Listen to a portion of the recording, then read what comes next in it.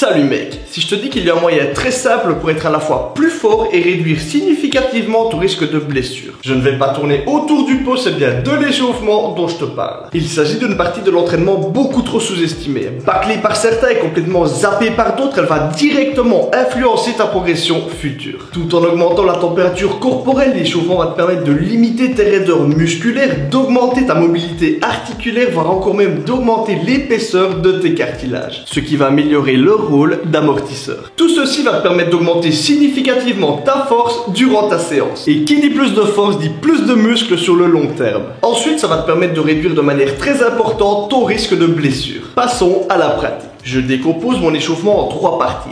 Une qui sera dédiée aux automassages, une qui servira d'échauffement général et une qui servira d'échauffement spécifique. Le tout se fera en moins de 10 minutes. Commençons par les automassages. Ils permettent de préparer localement le muscle à l'effort tout en dénouant certains nœuds musculaires. Pour ce faire, j'utilise personnellement la balle d'automassage. Ça te permet de cibler certaines parties du muscle, ça ne coûte 2 fois rien et ça va être facile à emporter partout. Si tu n'en as pas, une balle de tennis dure ou une balle de baseball peuvent très bien faire l'affaire. Personnellement, je me contente surtout de masser les épaules et les pecs qui sont des zones à fort potentiel de blessure. Je me place généralement contre un mur afin d'avoir suffisamment de pression avec la balle. Ensuite je masse muscle par muscle. Je commence par l'arrière d'épaule pour ensuite passer au deltoïde moyen, au deltoïde antérieur et pour terminer au pec. Je peux à la fois masser dans le sens des fibres comme en travers. Étant donné qu'on est dans le cadre d'un échauffement, le mouvement peut se faire assez vite et tu n'es pas obligé de mettre trop de pression.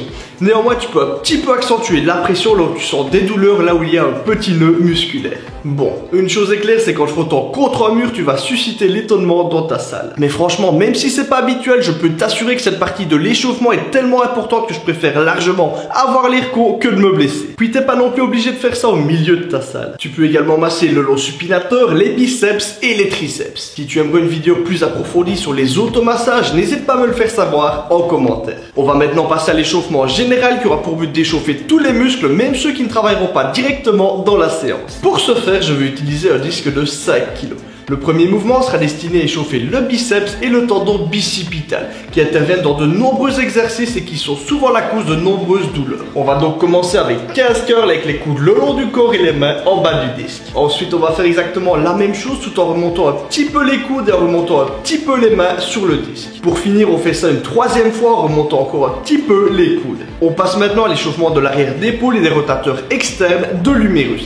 J'imagine que j'ai pas besoin de te rappeler à quel point cette partie est importante. On va se pencher en avant tout en gardant le dos bien droit et les fesses sortir. Le départ se fait bras tendu, ensuite on va tirer le disque jusqu'au niveau du cou. En fin de mouvement, les coudes sont relevés et les poignets sont légèrement au-dessus afin d'assurer une bonne rotation externe de l'humérus. On effectuera 30 répétitions. Ensuite, 30 extensions nuque en augmentant petit à petit l'amplitude, 30 développés militaires, 30 rowing en accentuant bien le mouvement des épaules et le resserrage des omoplates en fin de mouvement. Et pour terminer, 30 squats avec le disque maintenu au niveau des épaules. Bien évidemment, comme pour tout squat, les pieds restent bien à plat au sol, le dos droit, les fesses sorties et les genoux dans le prolongement des pieds. Si tu dois un petit peu réduire l'amplitude afin de maintenir ces critères, n'hésite pas. On en a fini pour l'échauffement général. On va maintenant passer à la dernière partie qui est l'échauffement spécifique. Son objectif est de monter petit à petit en charge sur ton premier exercice jusqu'à arriver à ta charge de travail. Si tu travailles à la barre, peu importe ton exercice et peu importe ta charge, tu commenceras toujours barre à vide pour 10 à 20 répétitions. Ensuite, à chaque fois, tu rajoutes 20% de ta charge de travail pour faire un certain nombre de répétitions. Imaginons que tu travailles avec 100 kg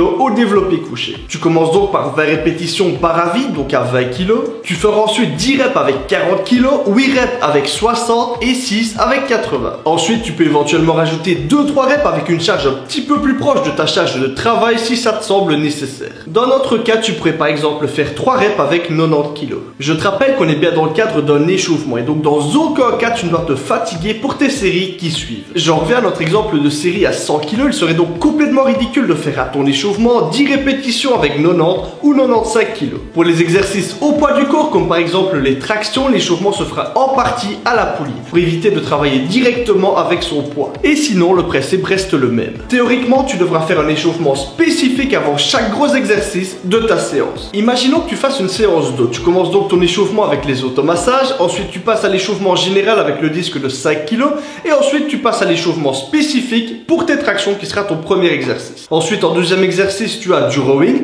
Tu vas donc recommencer avec barre à vide, t'échauffer petit à petit au rowing jusqu'à monter à ta charge de travail également. Il est parfois intéressant de rajouter quelques mobilisations pour certains exercices un petit peu plus complexes ou plus techniques. Je pense par exemple au mouvement d'épaule pour les tractions ou à certaines mobilisations avant le squat. Dernière petite chose, contrairement à ce qu'on entend souvent dire, je ne trouve pas personnellement nécessaire de faire du cardio en échauffement avant une séance de muscu. L'échauffement général à lui seul permet de faire augmenter correctement la température corporelle. Tu sais maintenant comment t'échauffer correctement afin de faire une meilleure séance et de limiter les blessures. Dis-moi en commentaire si tu t'es chauffé déjà avant et si oui, comment. Si la vidéo t'a plu, n'hésite pas à laisser un pouce bleu, toi ça ne te coûte rien et moi ça me motive à continuer. Pense également à t'abonner, objectif 50 000 le plus rapidement possible et moi je te dis à samedi prochain 18 h et à la prochaine.